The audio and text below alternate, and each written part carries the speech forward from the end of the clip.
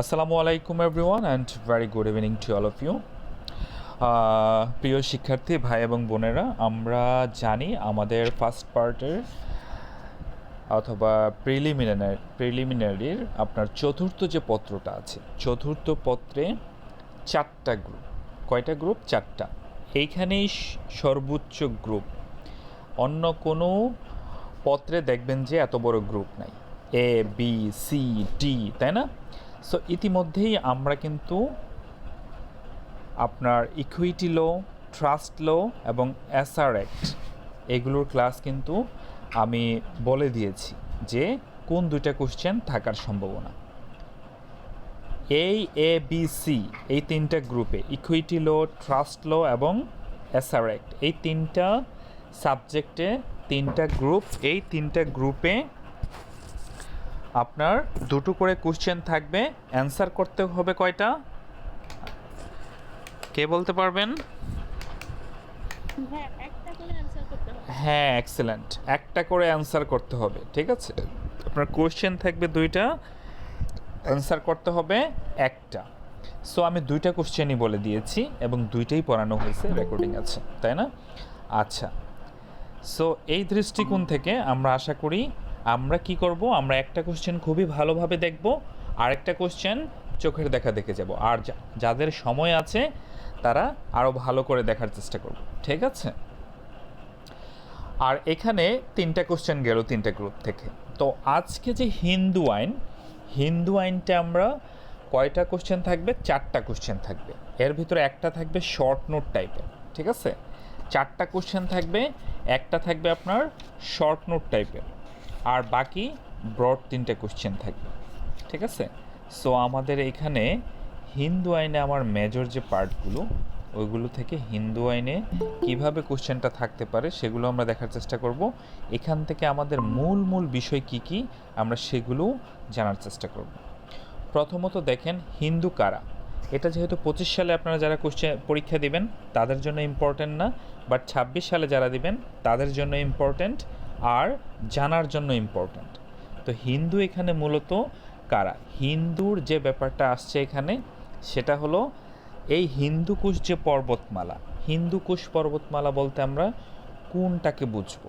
আপনারা যদি ভারতীয় উপমহাদেশের ম্যাপটা দেখেন তাহলে আপনারা বুঝবেন যে এই ভারতীয় উপমহাদেশের মাঝখানটাতে পাহাড় আর উপরটাতে পাহাড়। আপনার কাছে মনে হইতে পারে আমি বাংলাদেশে বসবাস করি, আমি মনে হয় আমাদের দেশটা কত ছোট, ইন্ডিয়াটা কত বড়, 28টা দেশের সমান। ব্যাপারটা কিন্তু তা না। এই যে বঙ্গীয় বেসিন আর সিন্ধু যে বেসিন আছে, মানে হলো হিমালয় থেকে আপনার উত্তরপ্রদেশ হয়ে আপনার পাটনা হয়ে বাংলা পর্যন্ত যে জায়গাটা আসছে, এগুলো হলো সমতল এবং নদীর পার্শ্ববর্তী অঞ্চল। এইখানে মানুষজন সবচেয়ে বেশি। আপনারা হয়তোবা জেনে থাকবেন যে ভারতের সবচেয়ে জনবহুল যে প্রদেশটা সেটা হলো দিল্লির পাশের উত্তরপ্রদেশ, 22 কোটি প্রায়। হ্যাঁ, আবার দেখেন আপনার পাটনা অথবা বিহার যে আছে সেই জায়গাটা আবার এই বাংলা, পশ্চিমবঙ্গ বাংলা। আর হলো ওই পাশ দিয়ে হলো আপনার দিল্লি, পাঞ্জাব, সিন্ধু, এই যে এলাকাটা আছে সেটাকে বলা হয়, ওই পাশে যে হিন্দুকুশ পর্বতমালা আছে এই পর্বতমালার যে বেসিনটা, এই বেসিনের এই মাঝখান দিয়ে যারা বসবাস করত তাদেরকে বলা হতো হিন্দু, ঠিক আছে? আচ্ছা, তো আমি যেটা বলতেছিলাম, এই যে বসবাসকারী মানুষ এর ভিতরে আপনি যদি 6 ভাগ করেন, 6 ভাগের 1 ভাগ মানুষ এই বাংলা, পূর্ববঙ্গ, বঙ্গ যে প্রদেশ ছিল এখানে বসবাস করত। দ্যাট মিনস কখনো এটা ভাবার প্রয়োজন নাই যে আমরা মনে হয় ছোট, আসলে আমরা ছোট না। যত আন্দোলন হয়েছে সব বাংলা এবং পাঞ্জাবে হয়েছে, ঠিক আছে? আচ্ছা, ওইদিকে আমরা না যাই।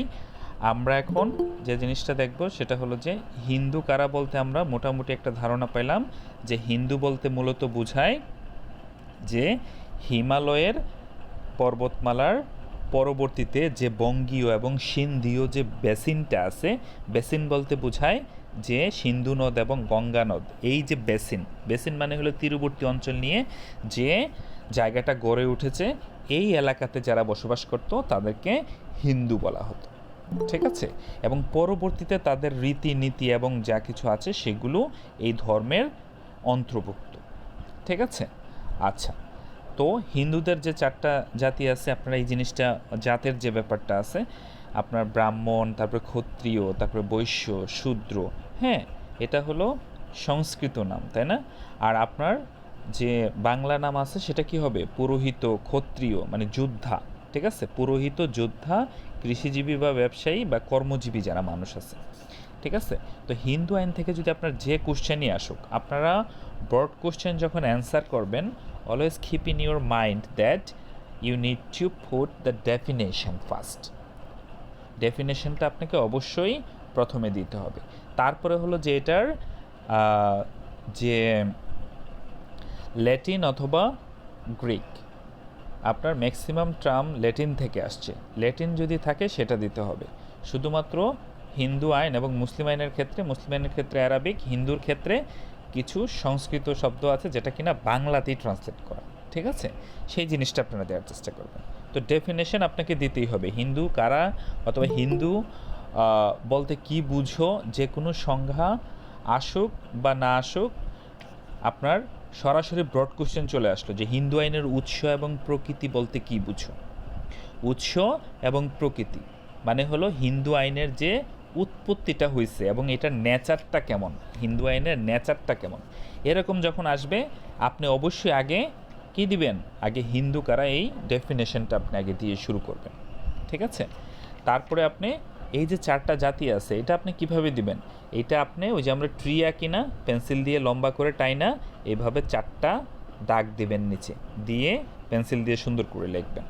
ঠিক আছে, তারপরে দেখেন উৎস, সোর্স বা নেচার, যেমন কি আইনের সোর্স আসলে কি, আইন কেন গঠিত হয়, আমরা পড়ছি না যে মানুষের চাহিদার ভিত্তিতে, জনগণের আশার ভিত্তিতে, অথবা বিভিন্ন ধর্মীয় রীতিনীতি, বিভিন্ন কালচার, সংস্কৃতির উৎস, মানে মেজরিটি মানুষ যে জিনিসটা চায় সেটাই আইনে সন্নিবেশিত হয়। এটাই চিরকাল থেকে হয়ে আসছে, মানুষ চায় না বাট সেটা আইন, এটা হওয়ার কথা না, এটা হওয়ার কথা ছিল না। যেমন ধর্মীয় রীতিনীতি, সতীদাহ প্রথা যে ছিল কেন উচ্ছেদ হয়ে গেছে, কারণ মানুষ এটা চায় না, এটা সমাজ সংস্কারে এটা উঠে গেছে যে স্বামীর সাথে স্ত্রীকে চিতায় পোড়ানো। আচ্ছা, তারপরে দেখেন হিন্দু আইনের যে উৎসগুলো আছে, উৎসগুলোর ভিতরে আপনার বেদ আছে, তারপরে আপনার স্মৃতি আছে। স্মৃতি বলতে কি, স্মরণ রাখা হয়, যে জিনিসটা ঈশ্বরের বাণী বিভিন্ন স্মরণ রাখতে রাখতে একটা পর্যায়ে চলে আসছে, এখনও মানুষ এই জিনিসগুলো আপনার কি বিভিন্ন স্মৃতি হিসাবে অথবা মুখের বয়ান থেকে থেকে কন্টিনিউয়াসলি চলতে থাকে। শ্রুতি, বেদ, বেদের অপর নাম পুরাণ, হিন্দুদের পুরাণ হলো আরেকটা উৎস। পণ্ডিতদের ব্যাখ্যা, পণ্ডিতদের ব্যাখ্যা বলতে কি বোঝায়, যারা কিনা হিন্দু পাণ্ডিত্য, স্পেশালি ব্রাহ্মণ যারা, তারাই কিন্তু পূজা অর্চনা করেন। এখানে যারা নন মুসলিম আছেন তারা আরও ভালো বলতে পারবেন, কিন্তু আমাদের সবাইকে জানতে হবে এই জন্য কারণ আপনার কাছে হিন্দু আইনের বিভিন্ন ব্যাপার নিয়ে আপনার কাছে ক্লায়েন্ট আসবে। সো এখানে পণ্ডিতদের ব্যাখ্যা, প্রথা, প্রথাটা কীভাবে, যেমন প্রথা, কাস্টমস যে আছে, বিভিন্ন সময়ের বিভিন্ন রীতিনীতি পরবর্তীতে কিসের রূপ লাভ করে, আইনের রূপ লাভ করে, তাই না? তারপরে নজির, নজির বলতে কি বোঝায়, নজির হলো সেই জিনিসটা যেটা কিনা আইনে সমাদিত না, বাট মানুষের কল্যাণার্থে বিচারীয় কার্যক্রমে সেই জিনিসটা আপনার অর্ডার দেওয়া হয়েছিল পারিপার্শ্বিক আইনের সঙ্গে সামঞ্জস্য রেখে, মনে রাখবেন, সেটাকে বলে প্রেসিডেন্ট বা নজির। এই প্রেসিডেন্ট আইন বিজ্ঞানেও আছে, সামনেও পাবেন, সারা জীবনই পাবেন যে প্রেসিডেন্ট বলতে কি বোঝায়। প্রেসিডেন্ট বলতে বোঝায় বিদ্যমান যে হিন্দু আইন আছে সেইখানে মনে করেন একটা প্রবলেম সর্ট আউট হচ্ছে না, বাট এটার কিন্তু সমাধান দিতে হবে। আমরা এই যে ইকুইটি ল যখন পড়ছি ওখানে 2টা কোশ্চেন পড়ানো হয়েছে, একটা হলো ইকুইটি ল সম্পর্কে আর একটা হলো ম্যাক্সিম সম্পর্কে। এই 2টাই পরীক্ষাতে থাকবে, 2টা কোশ্চেনই প্রশ্নে থাকে, যে কোনো একটা অ্যান্সার করতে হবে। ওইখানে আপনাদেরকে যখন ম্যাক্সিম পড়াইছিলাম, ম্যাক্সিমে কিন্তু একটা পয়েন্ট ছিল যে বিচার প্রতিকারবিহীন কিন্তু কেউ যাবে না। বিচার প্রার্থী যারা আছে তাদেরকে প্রতিকারবিহীন কেউ যাবে না। এই যে চ্যান্সরি কোর্ট যে ছিল, চ্যান্সরি কোর্টে যে বলা হয়েছিল যে কমন কোর্টে, ইংল্যান্ডের কমন কোর্টে যারা কিনা সমাধান পাচ্ছে না তারা কোথায় যাচ্ছে? উচ্চ কোর্ট, তৎকালীন চ্যান্সরি কোর্ট। ওই চ্যান্সরি কোর্টে যাওয়ার পরে তাদেরকে ওইখানে কিন্তু আইন নাই, ওইখানে কি ছিল? 12টা ম্যাগজিম ছিল। তার মধ্যে একটা ম্যাগজিম কি ছিল? যারা বিচার প্রার্থী প্রতিকারবিহীন কেউ যাবে না, কারণ সেইখানে প্রতিকারের জন্য আসছে। প্রতিকারটা তারা কিভাবে দিত? সামাজিক ন্যায়পরায়ণতা, পারিপার্শ্বিক অবস্থা, এগুলোর উপর বেসিস করে অর্ডার দিত। বর্তমান সময়ে নজিরটা কীভাবে আসে? নজিরটা বিচারকদের ওই প্রেক্ষাপট থেকে আসে, বিভিন্ন ক্ষেত্র আছে, আমি একটা ক্ষেত্র বলতেছি। সেই প্রেক্ষাপট থেকে আসে যে বিদ্যমান এক্সিস্টিং আইনের সঙ্গে সম্পূর্ণভাবে মিলতেছে না, বাট রায় দিতে হবে। তখন তারা কি করে? তখন তারা বিদ্যমান আইনের পুঙ্খানুপুঙ্খ বিশ্লেষণ করে সমাজের জন্য যেটা হিতকর, কল্যাণকর, সেই জিনিসটা তারা অর্ডার হিসেবে দেয়। আর হলো ফ্যাক্টাম ভ্যালিড। ফ্যাক্টাম ভ্যালিডটা খুবই ইম্পর্ট্যান্ট। আপনারা দেখছেন না, কয়েকদিন আগে ভাইরাল হয়েছে একটা বাচ্চা, মেয়ে বাচ্চা, সে মা হয়ে গেছে, তার বাচ্চাটা ফেরত পেয়েছে। তার বয়স কত কে বলতে পারবেন? দেখি, বলতে পারেন কি না? 13 বছর। হ্যাঁ সাবরিনা আপু, 13 বছর। তো 13 বছরের একটা বাচ্চা মেয়ের 7 বছরের আরেকটা বাচ্চা আছে, মানে বাচ্চার বাচ্চা। হ্যাঁ ফারজানা আপু বলেন। হ্যাঁ, বলতে চাচ্ছিলাম যে সেকটাম ভ্যালিড কি টিকার জন্য ইম্পর্টেন্ট? হ্যাঁ, টিকার জন্য ইম্পর্ট্যান্ট, রাইট। অবশ্যই ফ্যাক্টাম ভ্যালিড শর্ট নোট হিসাবে আসে। আর যদি এই ব্রড কোশ্চেনটা আসে, যেমন যারা 25 সালে পরীক্ষা দিবেন তাদের এটা ব্রড হিসাবে আসার সম্ভাবনা সবচেয়ে বেশি, ঠিক আছে? আর যারা 26-এ পরীক্ষা দিবেন তারা শর্টও দেখবেন, ব্রডও দেখবেন। এখন এই যে বাচ্চা মেয়েটা, তার যে নাবালক যে বিয়া হয়েছে, এই বিয়া হওয়ার পরে তার যে বাচ্চা হইল, হ্যাঁ, এখন নাবালক বিয়ে হওয়া এটা কি আইনে অবৈধ না? এটা তো আইনে অবৈধ। তাহলে তার বাচ্চাটা কিভাবে বৈধ হলো, তার বিয়েটা কিভাবে বৈধ হলো? ঠিক আছে, এখন মনে করেন বিয়ে তো হয়ে গেছে, এই যে বিয়ে হয়ে যাওয়া, তার পরবর্তী সিচুয়েশনে তাকে আইনিভাবে বৈধতা দেওয়া, ঠিক আছে, এই জিনিসটা ফ্যাক্টাম ভ্যালিড কাইন্ড অফ, ঠিক আছে? মানে উচিত নয় এমন কোনো কাজ করে ফেলছে, সেটাকে অবৈধ হিসাবে গণ্য না করা, ঠিক আছে, গণ্য না করা। তো হিন্দু আইনের এই ব্যাপারটা আছে, কি বলা আছে? যার কিনা একমাত্র পুত্র, তাকে কি নেওয়া যাবে না?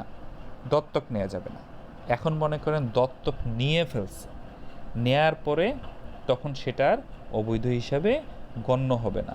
এটা এখানে একটা মামলার রেফারেন্স আছে আপনাদের গাইডে, বইয়ে, যে উমাদে বনাম গোকুলন্দ। মামলাটা কত সালের? ব্রিটিশ আমলের, 1878 সালের, ঠিক আছে? জুডিশিয়াল ডিসিশনস বলতে আমরা কি বুঝি? আদালতের সিদ্ধান্ত, ঠিক আছে? আদালতের সিদ্ধান্ত, আদালতের সিদ্ধান্ত বলতে আমরা কি বুঝি? আদালতের যে রায়টা হবে সেটাই তো। আমরা স্টেপগুলো জানি কিনা আইন বিজ্ঞানে কিন্তু আপনাদেরকে পড়ানো হয়েছে, তারপরেও আমি চেষ্টা করব এটা শেষ করে আবার রিক্যাপ করার জন্য। দেখেন সেখানে কি আপনার প্রথমে কি থাকবে? প্রথমে থাকবে ইনস্টিটিউশন অফ সুট, মানে হলো মোকদ্দমা দায়ের করা, তাই না? তারপরে কি থাকবে? মোকদ্দমা দায়েরের পরে কি থাকবে? মোকদ্দমা দায়েরের পরে তারপরে হলো আপনার সমন জারি, তারপরে বিচার্য বিষয় নির্ধারণ, উইটনেস, হ্যাঁ, সাক্ষী শুনানি, এগুলোর পরে আসবে রায়, ঠিক আছে? রায়টা হলো বিচারিক সিদ্ধান্ত, ঠিক আছে, জুডিশিয়াল ডিসিশন। তো রায়টা যখন আপনার হবে, রায়ের পরেও কিন্তু শেষ হয় না। রায়ের পরে কি হয়? রায়ের পরে ডিক্রি হিসেবে বের হয়। ওই ডিক্রিটা হলো অফিসিয়াল কপি, ঠিক আছে? ডিক্রিটা কি? Official copy. তারপরেও কিন্তু শেষ হয় না, তারপরে কি থাকে? ডিক্রি জারি। হ্যাঁ, যে ভাইয়া ডিক্রি জারিটা আবার কি? দেখেন, মনে করেন যে আপনি এই যে আপনাদের সুনির্দিষ্ট প্রতিকার আইন পড়াইছি, এখানে 2টা কোশ্চেন পড়াইছি। তো সুনির্দিষ্ট প্রতিকার আইনে আমরা সবাই জানি 8 নাম্বার সেকশনে কি? সত্য উদ্ধারের মামলা। মানে আপনার নামে দলিল আছে, আপনি কি করতে চাচ্ছেন? আপনি আমার নামে যেহেতু টাইটেল আছে, ইনস্ট্রুমেন্ট যেটা, দলিল যেটা, আমার সত্য পুনরুদ্ধার করতে হবে। তো এই যে আপনার সত্য পুনরুদ্ধার আপনি করতে চান, এই সত্য পুনরুদ্ধারের জন্য আপনি কি করবেন? আপনি 12 বছরের ভিতরে আপনাকে মোকদ্দমা করতে হবে, তাই না?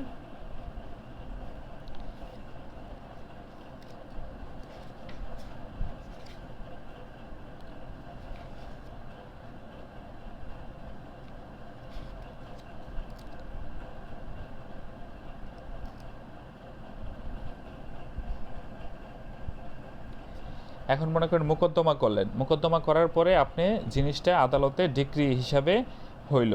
এখন ডিক্রি হিসাবে হইল, ওই লোক কি আপনার জায়গা ছেড়ে দিয়ে যাওয়ার কথা না? সে মনে করেন আপনার জায়গা ছেড়ে দিয়ে যাচ্ছে না, তখন আপনি কি করবেন? তখন হলো ডিক্রি জারির মামলা করতে হয়। যে আদালত যে ডিক্রিটা দিছে সে তো আইনের প্রতি শ্রদ্ধাশীল না, সে ডিক্রিটা মানতেছে না, তখন যে মোকদ্দমাটা হয় সেটা ডিক্রি জারি। এই ছোট ছোট জিনিসগুলো মনে রাখেন, সেকেন্ড ইয়ারে কাজে লাগবে, তারপরে অ্যাডভোকেটশিপ পরীক্ষায় কাজে লাগবে, সারা জীবন কাজে লাগবে, ঠিক আছে? আচ্ছা, হিন্দু আইনের উৎস হিসেবে প্রথার ভূমিকা, এগুলো অলরেডি আমি বলছি যে প্রথার যে আছে হিন্দু আইনটা, তাদের যে প্রথা, বিয়েও একটা প্রথা এবং অন্যান্য যে আনুষ্ঠানিক ব্যাপারগুলো আছে সেগুলো কিন্তু একটা প্রথা হিসাবে কার্যকর। এখানে 2-3 মার্কস থাকে যে হিন্দু আইনে প্রথার ভূমিকাটা কী। তারপরে দেখেন হিন্দু আইনের উৎস হিসেবে ন্যায়পরতার ভূমিকা। ন্যায়পরতা মানে কি, কে বলতে পারবেন যে ভাই আমি ন্যায়পরতা বলতে এটা বুঝি? এনিবডি?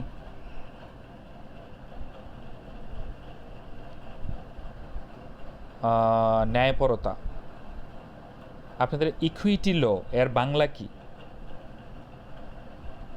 ওমা, কেউ বলতে পারতেছেন না? ভাইয়া শুনি নাই, আবার বলেন। ইকুইটি ল, ইকুইটি ল এর বাংলা কি? ইকুইটি মানেই তো ন্যায়পরতা। হ্যাঁ, ইকুইটি মানে হলো ন্যায়পরতা। এখন আমাকে বলেন এই ন্যায়পরতা বলতে আপনি কি বুঝেন? ন্যায়পরতা বলতে স্যার যে সমতা, মানে যার একটু কম আছে তাকেও সমানভাবে যেন সে অধিকারটা পায়। মনে করেন এখানে মনে করেন আপনার রিদা আপু এবং মারিয়া আপু আছে, ঠিক আছে? তারা দুইজনই কি করতেছে? দেয়ালের পাশ দিয়ে ফুটবল খেলা দেখতেছে। এখন মারিয়া আপু ভালোভাবে দেখতে পারতেছে না, সে কোনো রকম উকি দিয়ে দেখতেছে, আর রিদা আপু লম্বা, সে গলা টান করে দেখতেছে। এখন আপনি তাদের মধ্যে ইকুইটি কিভাবে নির্ধারণ করবেন ন্যায়পরতা আইনে?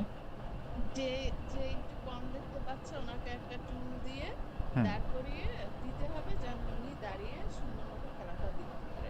আর অন্য আপু তো লম্বা আছে সেজন্য তার হ্যাঁ, কোনো মানে সমস্যা নেই। রিদা আপু লম্বা, সে তো এটাই। দেখতে পারতেছেই, আর মারিয়া আপু যেহেতু দেখতে পারতেছে না, তাকে একটা টুল দিলেন।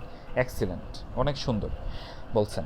এই যে আপনারা সবাই, সবার জন্যই বলছি, এই যে ব্যাপারটা, এইটা হলো ন্যায়পরতা। এটা কিন্তু ইকুইটি মানে কিন্তু সমতার আইন না, সবসময় মনে রাখবেন, সমতার আইন না, কি ন্যায়পরতার আইন, ঠিক আছে?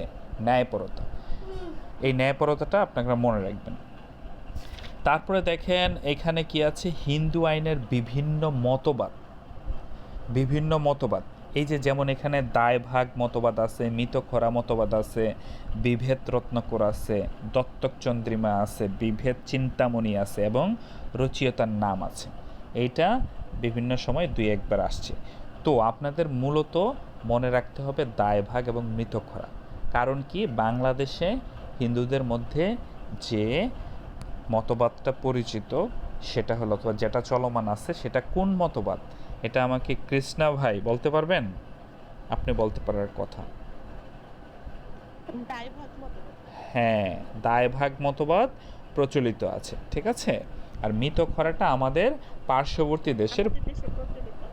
পশ্চিমবঙ্গে প্রচলিত আছে আপু। হ্যাঁ, তো এই যে আপনার কোনো ব্যক্তির মৃত্যুর পর তার পুত্র বা কন্যা সম্পত্তির যে মালিকানা লাভ করবে, এই ব্যাপারগুলো দায়ভাগা এবং মৃতখরার মধ্যে বলা আছে, ঠিক আছে? যে উত্তরাধিকার কিভাবে হবে, হ্যাঁ, আত্মীয়দের ক্ষেত্রে কে গুরুত্ব বেশি পাবে, কে গুরুত্ব কম পাবে, এই জিনিসগুলো এখানে বলা আছে, ঠিক আছে? তারপরে হলো যে শ্রেণী, আপনার ক্লাসিফিকেশন যে করা থাকে, প্রথমে থাকে স্বপিণ্ড, তারপরে কি থাকে শকুল, তারপরে কি থাকে সমানোদক, ঠিক আছে? তো এখানে পার্থক্যটা 21 সালে আসছে। সো আপনারা যারা 25-এ পরীক্ষা দিবেন অবশ্যই দেখবেন। আপনার 25-এর জন্য স্ত্রী ধন, নারীর সম্পত্তি আর বিধবার সম্পত্তি, এটা কিন্তু আপনারা যারা 25-এ পরীক্ষা দিবেন আপনাদের জন্য যেমন ইম্পর্ট্যান্ট, যারা 26-এ দিবেন সবার জন্য ইম্পর্ট্যান্ট, কারণ এটা একটা কী জিনিস। এটা যারা 25-এ পরীক্ষা দিবেন তাদের শর্ট নোট হিসেবে আসতে পারে, আর যারা 26-এ পরীক্ষা দিবেন তাদের কি ব্রড কোশ্চেন হিসেবে আসতে পারে। তো আমরা মূলত এই যে ব্যাপার তিনটা আছে, যে স্ত্রীধন, নারীর সম্পত্তি আর হলো বিধবার সম্পত্তি, এই তিনটা সম্পর্কে আমাকে কে বলতে পারবেন বলেন তো? আমি কৃষ্ণা ভাই অথবা সঞ্জয় ভাই, আপনাদের মধ্য থেকে দুই একজন বলেন, কে বলতে পারবেন?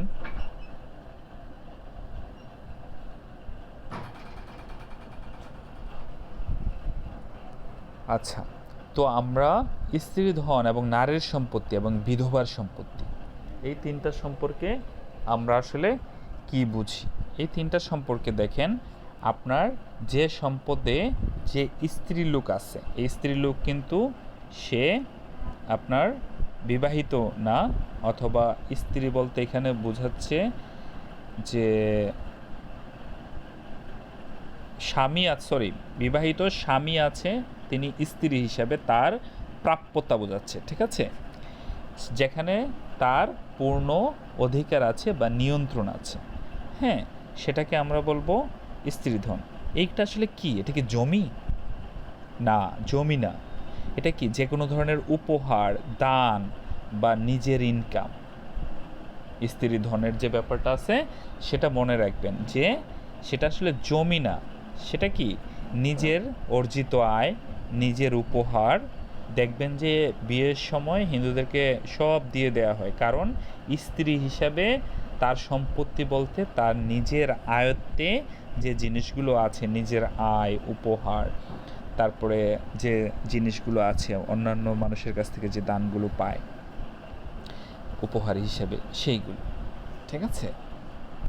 আর কোনো স্ত্রীলোক কোনো পুরুষ বা মহিলা থেকে উত্তরাধিকার সূত্রে যে সম্পত্তি অর্জন করে সেটা হলো নারীর সম্পত্তি বা উইমেন্স স্টেট।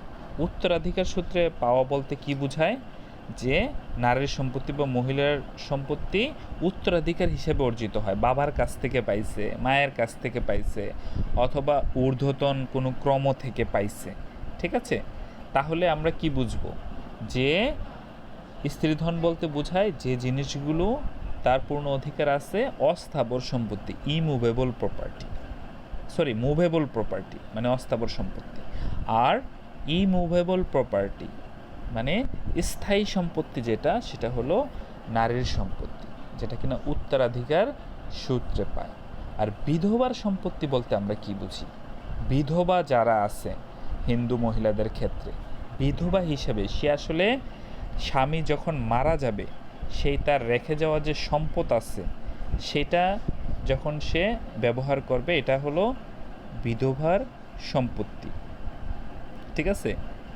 এই বিধবা সম্পত্তিটা তিনি তার জীবন দশায় ব্যবহার করতে পারবেন ঠিকই, বাট কি করতে পারবেন না?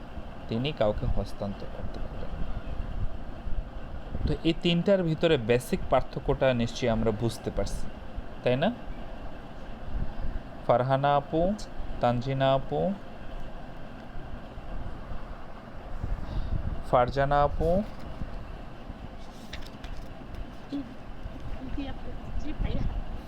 হয়েছে, আমারে আপু বানায়েন না। এখানে স্ত্রীধন, নারীর সম্পত্তি এবং বিধবার সম্পত্তি, এই পার্থক্যটা আমরা পড়ে ফেলবো, ঠিক আছে? আরেকটা জিনিস হলো সেবায়ত এবং মোহন্ত। এটা শর্ট নোট হিসাবে প্রায় সময় আসে, বোর্ড কোশ্চেনে খুব কমই আসে না বললেই চলে। সেবায়েত এবং মোহন্ত বলতে আসলে আমরা কি বুঝি? হিন্দুদের মন্দির যে আছে আর ধর্মীয় বিদ্যা শিক্ষার যে বিদ্যাপীঠ আছে, এই ধর্মীয় বিদ্যা শিক্ষার যে বিদ্যাপীঠ আছে সেইখানে আপনার যে ধর্মীয় প্রতিষ্ঠান, সেখানে যিনি, সেইটাকে মঠ বলে নর্মালি, সেই মঠের যিনি প্রধান থাকেন তাকে বলা হয় মোহন্ত। আর সেবা মানে হলো সেবা শুশ্রূষা করা, তাই না? কার সেবা? আপনার দেব যিনি আছেন, হ্যাঁ, দেব বলতে ভগবান যাকে বলা হয়, তার সেবা যিনি করেন, রক্ষণাবেক্ষণ করেন, পরিচালনা করেন, তাকে বলা হবে সেবায়েত। তো সেবায়েত এবং মোহন্ত এই দুইটা জিনিস শর্ট নোটের জন্য দেখবেন। এইবার আসেন যারা 25-এর পরীক্ষা দিবেন তাদের জন্য মোস্ট ইম্পর্ট্যান্ট একটা কোশ্চেন, সেটা হলো দেবোত্তর সম্পত্তি। কারণ এটা 24 সালে আসার কথা। 24 সালে আমি অনেক পড়াইছি যে 24 সালে এটা আসবে, বাট 24 সালে এটা আসে নাই। দ্যাট মিন্স কি 25 সালে আসবেই আসবে, আর যদি কোনো কারণে 25 সালে না আসে 26 সালে তো আসবেই। আর 26 সালে 24 সালে 25 সালে যদি আসেও, তারপরেও এটা 26 সালে শর্ট নোট হিসাবে আসবে। কারণ কি, এইভাবে আমি যেভাবে বলতেছি না, এইভাবে যদি আপনারা চিন্তা করেন, ইন ফিউচার, নিয়ার ফিউচার আপনিও কি করতে পারবেন, আপনিও সাজেশন মেড করতে পারবেন, অথবা আপনিও ডিরেকশন দিতে পারবেন। এখন দেখেন দেবোত্তর সম্পত্তি বলতে কি বুঝায়, নামের ভিতরেই কিন্তু নিহিত আছে। এটার মালিকটা তাহলে কে, দেবতাগণ যে সম্পত্তির মালিক। হ্যাঁ, মানে কি দেবতাগণ যে সম্পত্তির মালিক, মানে হলো ধর্মীয় উদ্দেশ্যে যে জিনিসগুলো দেয়া হবে, মানুষ যে জিনিসগুলো দেয়, সেটাকে আমরা বলবো দেবোত্তর প্রপার্টি। ঠিক আছে, এখানে যে এলিমেন্টসগুলো আছে, ক্যারেক্টারিস্টিক্সগুলো আছে, খুবই সহজ। আপনারা দেখবেন যে সম্পত্তির মালিকানা থাকা, তারপর কি অন্যকে না ঠকানো, শর্তহীনভাবে উৎসর্গ করা, যে কোনো কন্ডিশন থাকতে পারবে না। তারপরে কি, যে দাতা আছে তাকে কি হইতে হবে, সুস্থ সাবালক হইতে হবে। কারণ চুক্তি আইনের 11 নম্বর সেকশনে আমরা পড়ছি, চুক্তি আইন 1872-এর 11 নম্বর সেকশনে কি বলা ছিল, যে নাবালক হওয়া যাবে না, সুস্থ থাকতে হবে, সাবালক থাকতে হবে, তাই না? এবং উৎসর্গ, স্যাক্রিফাইসটা কার নামে হইতে হবে, ডেফিনেটলি যিনি দেবতা আছে তার উপরে। এইটার কোনো ধরনের উপসত্ব ব্যবহার করা যাবে না। কোনো ধরনের উপসত্ব ব্যবহার করা যাবে না বলতে কি বোঝায়, মানে এটা থেকে কোনো লাভ অথবা এরকম টাইপের কিছু, যে আমি দাতা ঠিক আছে, যেটা কিনা আমাদের গ্রাম অঞ্চলে বিভিন্ন মাতব্বর আছে, দান করে ঠিকই, বাট ওটা থেকে আবার ওসল নেয়। ঠিক আছে, গরুটা দান করলাম, বাট থেকে গরুর দুধ নিয়ে খায়, এরকম টাইপের আছে, এইগুলো হওয়া যাবে না। ঠিক আছে, আর হলো এই যে দানটা করতেছেন সেটা ইলিগেল হওয়া যাবে না, মানে হলো বিদ্যমান আইনের পরিপন্থী হওয়া যাবে না। আপনাদের মাথায় কি কখনো ধরছে যে ব্রিটিশ আমলের আইনগুলো এখনও কেন প্রচলিত আছে, এটা কিসের বলে প্রচলিত আছে বলেন তো দেখি, কে বলতে পারবেন? ফারহানা আপু, জহিরুল ভাই, তানজিনা আপু, আব্দুল ভাই, পুরো নাম দেখতে পারতেছি না, মারিয়া আপু, সঞ্জয় ভাই, রিদা আপু, কে বলতে পারবেন বলেন তো, যে এই যে ব্রিটিশ আমলের আইনগুলো কেন এখনো চলমান আছে? এগুলো আসলে ভাইয়া ওই যে প্রথাগতভাবে চলে আসছে, যার কারণে মানে যুগ উপযোগী এখনো আছে, যার কারণে এই আইনগুলো এখনো পরিবর্তন হয়। হ্যাঁ, এটা ঠিক আছে, সঞ্জয় ভাই অনেক সুন্দর বলছেন যে টাইম টু টাইম জিনিসগুলো অ্যামেন্ডমেন্ট হয়েছে, আপডেট হয়েছে, মূল বিষয়বস্তু ঠিক রেখে। বাট আমি জানতে চাচ্ছি, বাংলাদেশ হওয়ার পরেও ব্রিটিশ আইন, পাকিস্তান আইন, এইগুলো কোন আইনের বলে এখনও বলবৎ আছে? আরও ভাইঙা বললাম। ভাইয়া এটা হলো যে আপনার সংবিধানের অনুমোদন আছে, তারপর হলো আইনের যে একটা ধারাবাহিকতা সেটা আছে ব্রিটিশ আইনের ক্ষেত্রে। মানে সর্বোপরি বলা যায় যে স্বাধীনতার পর যে স্থিতিশীলতা রাখার জন্য মানে ব্রিটিশদের যে প্রতিস্থাপিত আইন সেগুলো আর কি কার্যকর রাখা হয়েছে। একদম টু দ্য পয়েন্টে কথা বলছেন যে সংবিধানে আছে। আরেকজন বলেন দেখি। হ্যাঁ, আরেকজন ভাইয়া বলতে চাইছিলেন, বলেন বলেন, বললে ভুল হোক সমস্যা নাই, ভুল হইলে আমি খুশি হই। বলেন। পেনাল কোড, এই আইনগুলো তো এখনো পরিবর্তন হয় নাই, যার কারণে এগুলো এখনো চলমান আছে। যদি আইনের কোনো ধারা বা বিধান পরিবর্তন হয় বা সংবিধান পরিপন্থী হয়, তাহলে ওই আইনগুলো তো একদিকেই বাদ। কনস্টিটিউশনটা করছি। আচ্ছা, আমি বলতেছি আপনার এখানে যে সংবিধানটা আছে, সেই সংবিধানের দেখবেন মোস্ট প্রবাবলি 143 অথবা 146। Let me check out. আপনারা প্রপার্টি,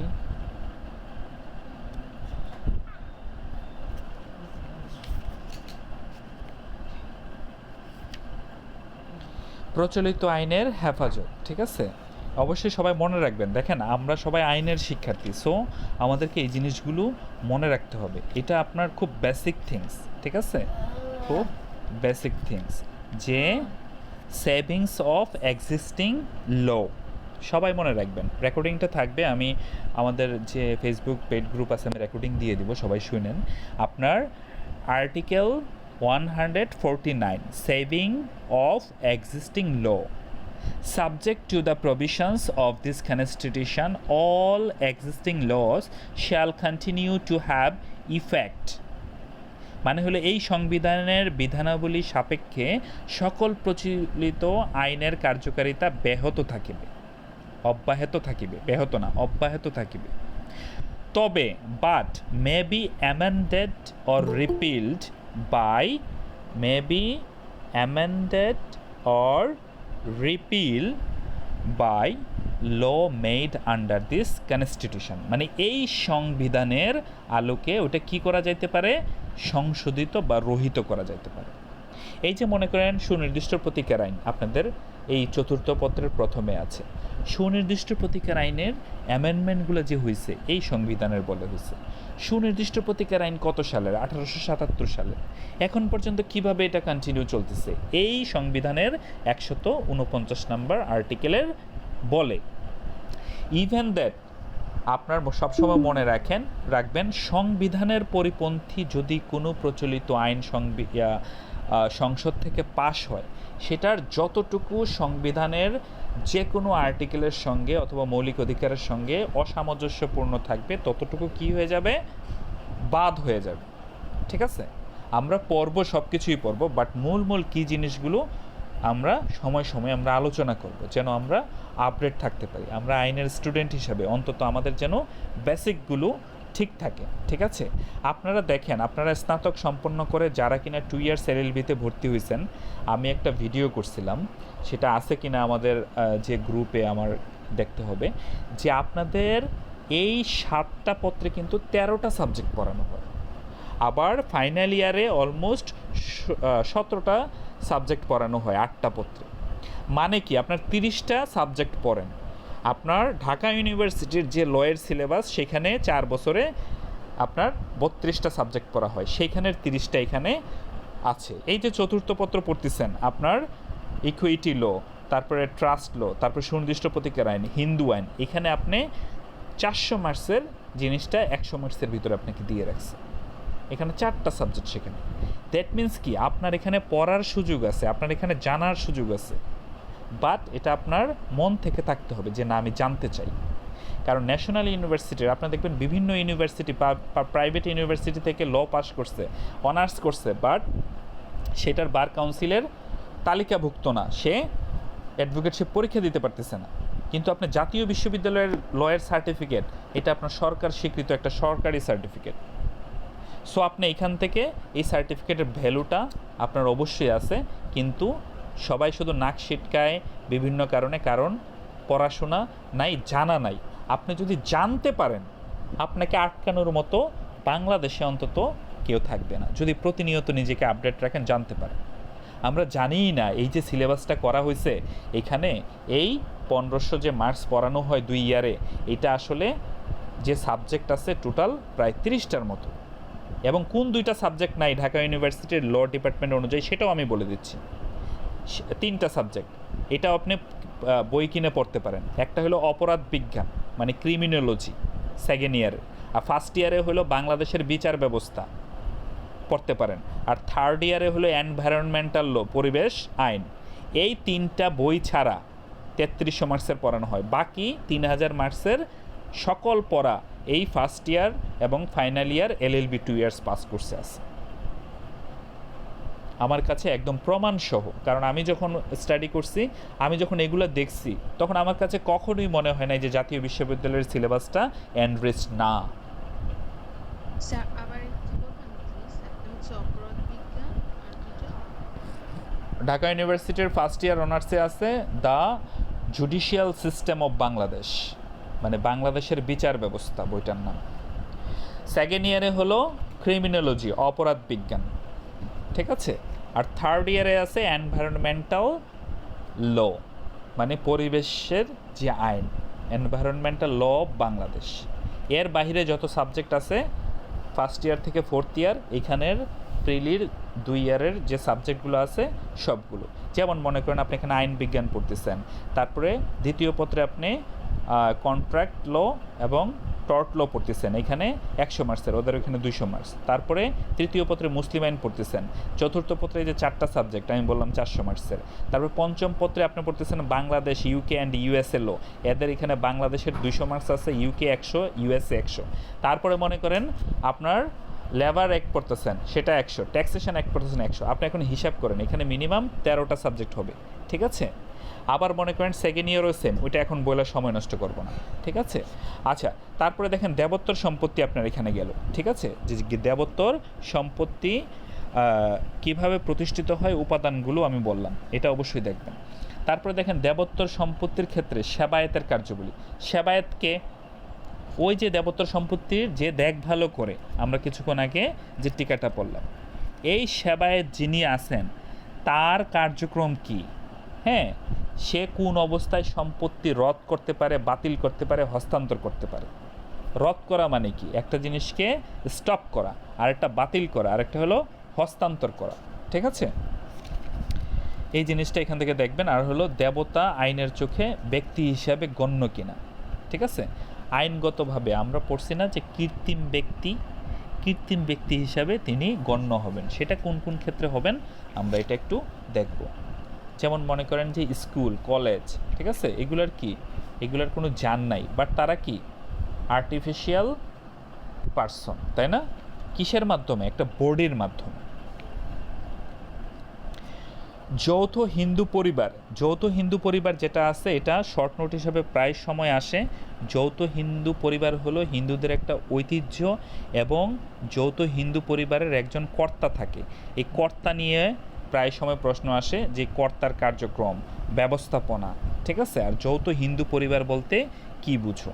একটা নির্দিষ্ট সময় ধরে বংশ পরম্পরায় যদি তারা আমাদের আগে যৌথ পরিবার ছিল না, যেমন আমি ছোট থাকতে আমি দেখছি আমার আব্বা, আমার বড় কাকা, আমার ছোট কাকা, তারপরে তার ছোট যে আছে, 4 জনই লম্বা টিনের ঘর, সেখানে 4 ঘরে 4 জনই আছে। এবং কর্তাকে আমার দাদা মারা গেছে, তারপরে দাদি, তারপরে আমার বড় চাচা, এইরকমভাবে, ঠিক আছে। এটা কিন্তু বর্তমানে বাংলাদেশে দেখা যায় না বললেই চলে। সো এইখানে হিন্দুদের ক্ষেত্রে এই জিনিসটা এখনও স্টিল বিদ্যমান, স্পেশালি আপনার ইন্ডিয়াতে গেলে এই জিনিসটা বেশি দেখা যায়। এবং তামিল মুভিগুলো দেখলে আপনারা বুঝবেন যে কি পরিমাণ আপনার যৌথ হিন্দু পরিবার তারা এটা ফুটায় তোলে তামিল মুভিগুলোর মধ্যে। তো এখানে মনে করেন সবাই একত্রে বসবাস, সম্পত্তি বন্টন নাই একান্নবর্তীভাবে এজমালি। যেমন আমাদের বাড়িটা এখনও এজমালি হিসেবে আছে, মানে ভাগ হয় নাই সম্পত্তি। আমার চাচা কাকা বাড়ি এজমালি, সম্পত্তি অন্যদিকে ভাগ হয়েছে, বাট বাড়ির ভিতরে এজমালি, মানে হলো যৌথপনা রয়ে গেছে এখন। সো এই জিনিসগুলোকে বলা হয় যৌথ হিন্দু পরিবার, জাস্ট একটু পড়বেন।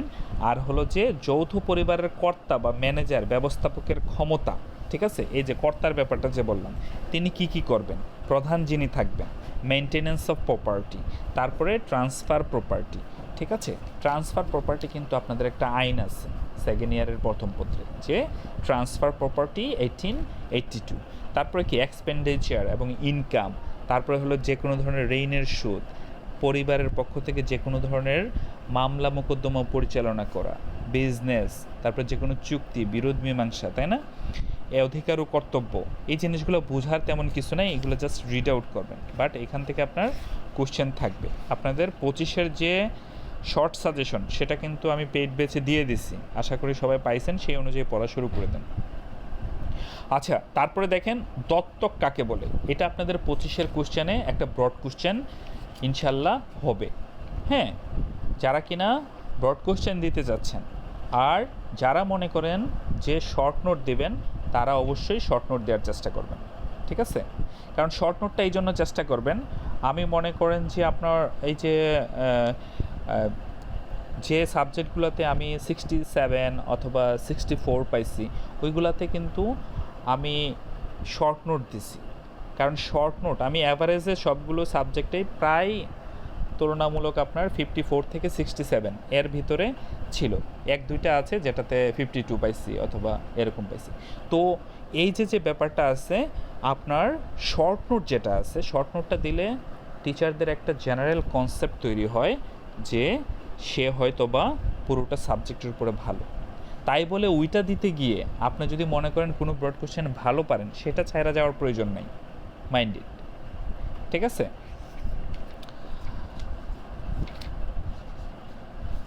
এখন দেখেন দত্তকার উইলটা, শর্ট হ্যাঁ বলতে আপনি কি টিকার কথাগুলো হ্যাঁ হ্যাঁ টিকার কথা বলছি ফারজানা আপু, টিকার কথা বলছি, আচ্ছা ঠিক আছে। টিকার কথা বলছি।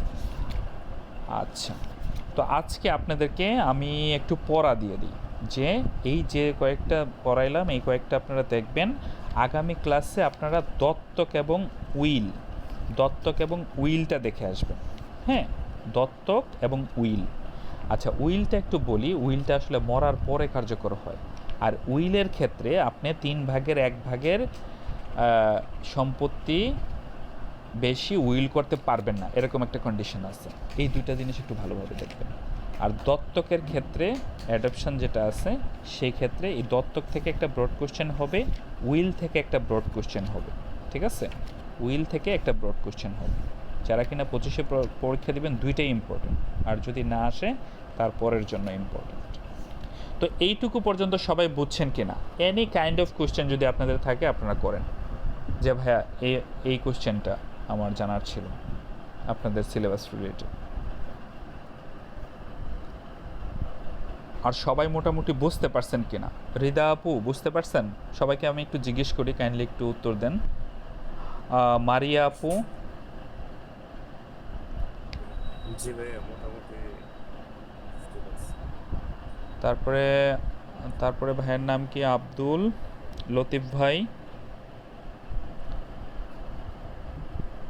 ফারজানা ববি আপু। হ্যাঁ ভাইয়া বুঝতে পেরেছি এবং আমার রিভিশন হয়ে গেল ক্লাসে। আচ্ছা স্যাররা আচ্ছা যেভাবে পড়িয়েছিল আবার একটু রিভিশন হয়ে গেল। আচ্ছা আচ্ছা থ্যাংক ইউ ভাইয়া, বুঝতে পেরেছি। আমি তো আসলে রেগুলার ক্লাস করি না ওভাবে, তারপরেও চেষ্টা করছি বোঝার।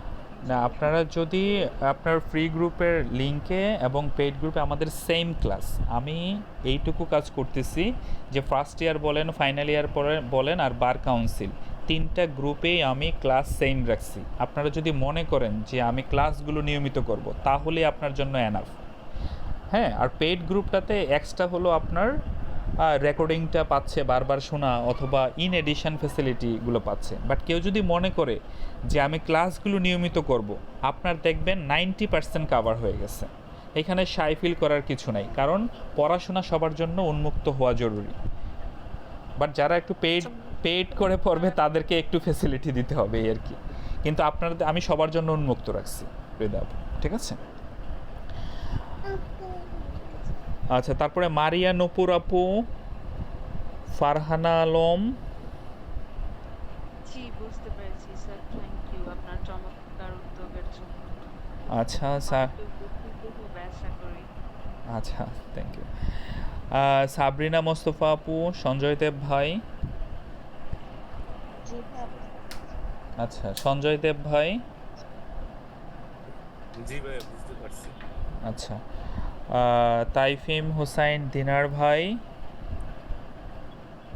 জি ভাইয়া, আমি লেট করে জয়েন করেছি তো আচ্ছা আচ্ছা মোটামুটি আর কি যতটুকু বলছেন ততটুকু বুঝতে পেরেছি। আচ্ছা, thank you so much. Zahirul Islam ভাই, লাস্ট ওয়ান। জি ভাইয়া বুঝতে পেরেছি। আচ্ছা, থ্যাংক ইউ সো মাচ ভাইয়া। হ্যাঁ বলেন একটা বলেন। কোশ্চেন, হ্যাঁ হ্যাঁ প্লিজ। হিন্দু লয়ের জন্য কোন টেক্সট বুকটা ভালো হবে, কোন রাইটারের? হিন্দুর জন্য সিরাজুল ইসলাম প্রামাণিক একজন আছেন। হ্যাঁ, ওনার বইটা আপনারা দেখতে পারেন, যদিও বইটা আমার কাছে নাই, কারণ আমি ওই আপনাদের মতো গত 5 বছর আগে যখন আমি হিন্দুলো কিনছিলাম, আমাকে একটা লাইব্রেরি থেকে ওই দীনেশ চন্দ্র না কি যেন নাম, একটা লাল চিকন বই ধরাই দিছিল, ফালতু একটা বই। বাট পরবর্তীতে আমি বিভিন্ন সোর্সের মাধ্যমে স্টাডি করে জানতে পারছি এটা নিতে পারেন। আর মুসলিম লয়ের জন্য ডিএফ মোল্লা ওনার রচিত বইটা বিভিন্ন রাইটাররা লেখছে, আপনারা এই জিনিসটা দেখে নেবেন, ঠিক আছে? আর কারো কোনো কোশ্চেন আছে? হুম। তো কোশ্চেন ছিল হুম হুম ক্লাস কতদিন পর পর বা কোন সাবজেক্টের ক্লাসগুলো আপনি এখানে শুক্রবার এবং শনিবার আপাতত ক্লাস হচ্ছে। ইন এডিশন আপনারা গ্রুপে নোটিশ পাবেন। এই যে আজকের ক্লাসটা এক্সট্রা নেওয়া হয়েছে, কারণ মাঝখানে বেশ কয়েকদিন আমাকে ফার্স্ট ইয়ারের ক্লাসটা বন্ধ রাখতে হয়েছে, কারণ ফাইনাল ইয়ারের কিছু ঝামেলা ছিল, আর বার কাউন্সিল পরীক্ষার ক্লাস যে নেই সেখানে কিছু ঝামেলা ছিল। হ্যাঁ, সো আমি শুক্র শনিবারে থেকে প্রতি শুক্র শনিবার হ্যাঁ class? হ্যাঁ আপনারা গ্রুপে একটু খোঁজ রাখবেন, ঠিক আছে? গ্রুপটা একটু পিন করে রাখবেন। জি, thank you. আচ্ছা, আর কারো কোনো কোয়েশ্চেন আছে? স্যার আমি একটা প্রশ্ন হ্যাঁ, সবাই ভাইয়া বললেই হবে, সমস্যা নেই। আর স্যার বলাটা ম্যান্ডেটরি না। হ্যাঁ বলেন। মানে দুই চাচাতো মানে চাচার সম্পত্তি আর কি বর্তমান চাচাতো ভাই মারা যাওয়ার পর পাইছে। হুম হুম এখন এক চাচাতো ভাই না জানিয়ে নিজের নামে মানে তার আরো ভাই বোন আছে হুম হুম। তারাও জানে না হুম হুম। নিজের নামে জায়গা মানে নিজে আর কি বিক্রি করে দিছে অন্য লোকের কাছে হুম হুম এমনি। হুম হুম এখন সেক্ষেত্রে অন্য চাচাতো ভাই কে জানাও না যদি হুম হুম। জানতো তাহলে উনি জায়গাটা কিনে রাখতো। হুম হুম উনি কিছু জানে না, ওনাকে না জানাইয়া এমনকি তার নিজের ভাই বোনদেরও না জানাইয়া হুম হুম উনি এককভাবে জমিটা বিক্রি করে দিছে অন্য অন্য দাগ মিলিয়ে হুম হুম আর কি হুম হুম। নিজে অন্য যৌথ জায়গাগুলো ওইগুলো দাগ মিলিয়ে এককভাবে উনি জায়গাটা এখানে বিক্রি করে দুইটা দিছে। জিনিস, একটা হলো যে উনি যখন জায়গাটা তার নামে করছে তখন কেউ জানে না, এই তো। মানে বিক্রি করে দিছে, করে নাই ওনার ওনার নামে যখন করছে তখন অন্যরাও এখানে প্রাপ্য ছিল, জানে না, এটা বলছেন না প্রথমে? হ্যাঁ হ্যাঁ এটা এটা জানি এটা হলো একটা। উনি এককভাবে বিক্রি করে দিছে আর জানি। বিক্রির যেটা, সেটা অগ্রক্রয়ের মামলা করবে 1 বছরের মধ্যে, অথবা যেদিন থেকে জানতে পারতেছে ওই লোক যেদিন থেকে দখলে আসছে সেখান থেকে 1 বছরের মধ্যে। এটা হলো অগ্রক্রয়ের মামলা। আর একটা মামলা করবে যে সে যে প্রতারণা করে যেদিন থেকে জানতে পারছে যে দলিল হইছে সেটার নকল কপি বের করে তার প্রতারণার মামলা করবে। এই ক্ষেত্রে যে লোক টাকা দিয়ে কিনছে সে হ্যাঁ তার কাছ থেকে অগ্রক্রয়ের মামলা করলে সেটা সে কিনার অধিকারী যদি 1 বছরের ভিতরে করে। আর হুম প্রতারণা যেটা করছে দলিল বাতিলের মামলা করতে হবে। এখানে দুইটা জিনিস, ঠিক আছে? দলিল বাতিলের মামলা আর একটা হলো অগ্রক্রয়ের মামলা, দুইটা একসঙ্গে করতে হবে। হুম সেই ক্ষেত্রে ফয়সালা আসতে পারে।